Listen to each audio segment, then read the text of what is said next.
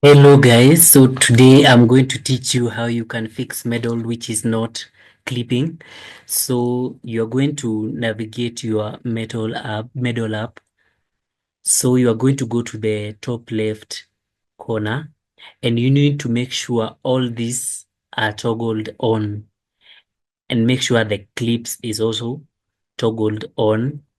So on to the next step is you need to set up your hotkeys. So for mine is F8, but you can select here on edit, whereby you can just select any key on your keyboard to toggle. So you can see here you added left key as your clipping hotkey. So I've added I just put the F8 back. So on to the next step is to the quality settings.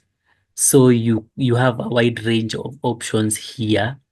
For mine, I'll set the standard quality, but you can also navigate and select the highest quality if you want.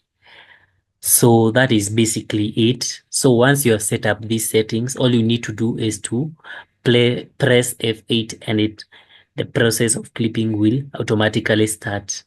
So if you found this content useful, consider subscribing.